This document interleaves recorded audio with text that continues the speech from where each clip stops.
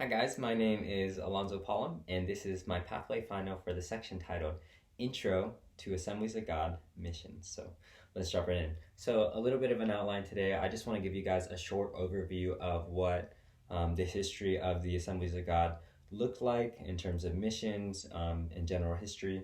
And then I also want to talk about where we are currently today as a missionary organization and I guess as a missionary whole within the world. And then what does our current state today of missions and unreached people groups have to do with us today, and what is the challenge to the church today? So let's jump right in. So a precursor to Assemblies of God missions would be what we call the Moravian Church. So the Moravians were this ragtag bunch of Christians who were pretty much getting persecuted from the Lutherans and the Catholics and from the Calvinists for their authentic attempt to live out their faith and fulfill the Great Commission. A lot of them were persecuted and ostracized because it was so radically different from even the other reformers of their day. But if it wasn't for the Moravian Church, if they didn't continue to have that heart for missions, the Great Commission could have very, very easily died with them. Our Christianity could have been nominalized tremendously, and then they are the originators of our modern evangelical missionary movement. So without them, we wouldn't be here today. So kind of moving forward to 1914, this is when the Assemblies of God was established, and they were established saying these words, that the Assemblies of God was established to provide the greatest evangelism that the world has ever known or has ever seen.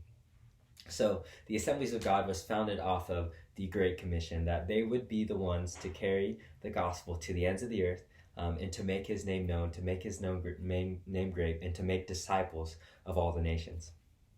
So kind of moving into throughout the 1900s, for a short period there, probably till around the World War II, we fell into this trap of colonialism and imperialism. So this is basically the term that we would use to describe trying to enculturate or civilize non-Western people. So Western missionaries would bring the gospel and lovingly share the gospel and have compassion on them, but there would kind of be this air of superiority about them that would kind of declare that we're here as God's instruments to not only share the gospel, but to civilize them, to civilize these indigenous peoples, which would cause a lot of resentment and bitterness between the missionaries and the indigenous peoples, which has also negatively affected relationships with those people groups for generations since then. So kind of coming out of that was a new basically missionary strategy that is basically a three-self pattern of indigenous churches. So this three-self pattern that emerged from that in order to counteract the imperialism and the colonialism was one of self-governing, self-supporting, and self-propagating indigenous churches. So these churches would be established by missionaries and definitely reached out to, because if they never heard the gospel, someone has to go. But then once they were well established enough, the missionaries would pull out in order to allow this church to self-govern itself, and then eventually become a missionary movement of its own, which leads into today, which that three-self pattern of indigenous churches has actually worked profoundly and tremendously within the world, because now around 70% of evangelical Christians live in the non-Western world. They have surpassed Western Christianity in terms of percentage. And now they're sending more missionaries, and they're having more missionary movement, more missionary organizations than the West could have ever dreamed of possible. So the fruit of the Western missionary labors of the Moravian Church, William Carey, John Wesley, Adoniram Judson, these amazing Christian heroes and Christian missionaries, has impacted the world forever and ever through generations to come, to where now the non-Western church has taken the lead and taken the reins for world missions within the Assemblies of God and within just missions in general.